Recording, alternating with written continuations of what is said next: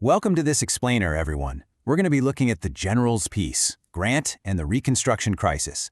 I want you to imagine, just for a second, the literally unimaginable pressure of transitioning from a triumphant, legendary battlefield hero to a peacetime leader. And not just any peacetime leader, but the leader of a completely fractured nation. Today, we're diving into the historical source material, detailing Ulysses S. Grant's incredibly turbulent years right after the Civil War. We'll be looking directly at the facts, the policies, and, the hidden history of his time in power. Okay, let's dive into this. Can a great war hero survive times of peace? It's a really fascinating paradox, right? Because mastering the art of war, well, that requires one very specific set of ruthless skills. But navigating the messy complexities of peace, that brings an entirely different set of rules to the table. As we get into these historical texts, we find that the transition from being a revered battlefield commander to a highly scrutinized civilian leader is pretty much never a smooth one. Let's jump to 1868. Ulysses S. Grant gets elected as the 18th President of the United States. And remember, he wasn't just some career politician coming into office. He was the hero of the Union. He rode this massive electoral landslide to become the youngest president ever elected up to that point in history. So when he actually walked into the White House, the mountain of public expectations placed squarely on his shoulders was just absolutely enormous. I mean, the man who had quite literally helped save the country was now expected to step up and figure out how to lead it. So, the crucial point is the sheer, staggering reality of the nation in 1868. Think about the heavy burden he was actually facing. For the people, millions were still reeling from the unimaginable death toll and the devastation of the Civil War.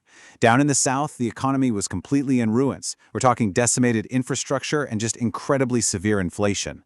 And the country as a whole, it was steeped in this intense partisan hatred and desperately needed to be united once again. So Grant definitely wasn't walking into some stable, well-oiled government machine. He was inheriting a completely broken nation. Rebuilding that society was a heavy burden, honestly a responsibility way greater than anything he faced on the battlefield.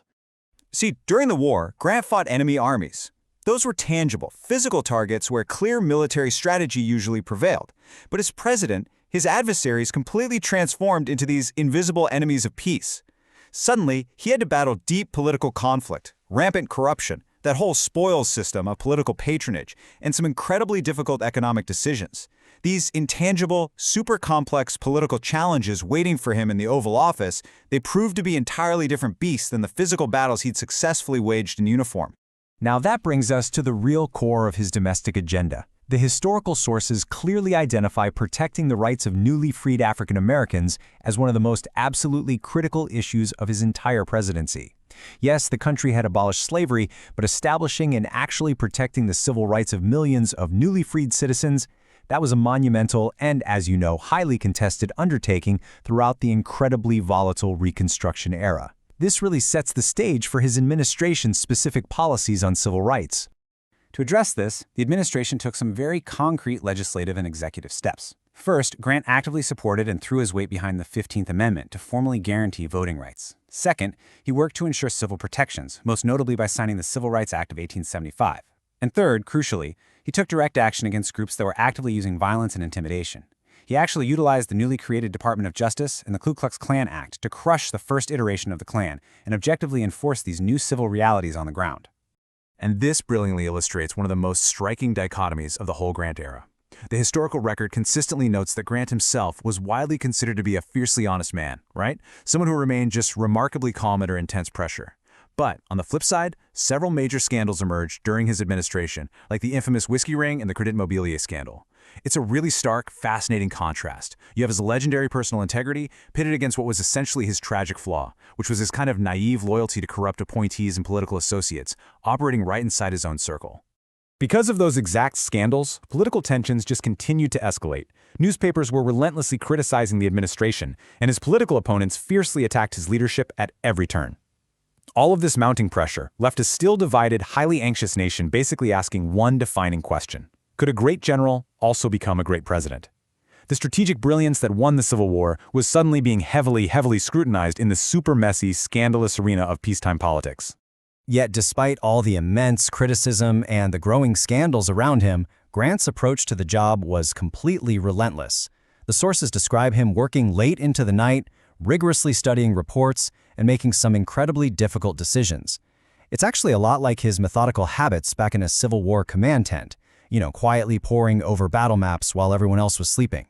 He applied that exact same quiet endurance, that calmness under pressure, to the grueling, solitary paperwork of his presidential duties. He really brought a soldier's discipline to the immense policy burdens of the Oval Office. If we look at the overarching timeline of his 2 terms in office, it reveals a journey of pretty much continuous turbulence. Year 1, he entered the White House riding this massive wave of public expectation, but reality quickly set in. Throughout his middle years in office, roughly years 2 through 7, he faced severe economic troubles, particularly the devastating Panic of 1873, right alongside some deeply entrenched political opposition. Yet he demonstrated incredible resilience. By his 8th and final year, his focus remained locked on the ultimate task, healing a divided country. For 8 solid years, he navigated an absolute minefield of crises, just trying to keep the fragile post-war nation from fracturing apart all over again. Okay, let's move to and see how this builds. Because just when you might think the story naturally reaches its conclusion at the end of his 2nd term, literally everything changes. His presidency ends, sure, but a new, deeply personal struggle begins. This abruptly transitions us away from his highly public, heavily scrutinized political life directly into his next great, completely unknown battle. And guys, this challenge was not a war against enemy armies, nor was it a fight against political corruption in Washington. Shortly after leaving the highest office in the land, Grant was blindsided by unimaginable hardship. First, financial disaster strikes. He lost his entire life savings in a Wall Street Ponzi scheme, run by a corrupt partner named Ferdinand Ward. And then, mere days after facing total financial ruin, he was hit with a serious illness, diagnosed with terminal throat cancer. It sets the stage for a final fight, not for territory, not for political power, but to secure his family's financial future. Racing against the clock and dealing with agonizing pain, he spent his dying days writing his military memoirs. He was actually aided by his friend Mark Twain, trying desperately to create an inspiring legacy before his time ran out. Which leaves us with this final, really profound question. How did America's former president face the greatest test of his life? Stripped of his wealth, battling for his life, the man who helped save the Union found the incredible strength for one last victory.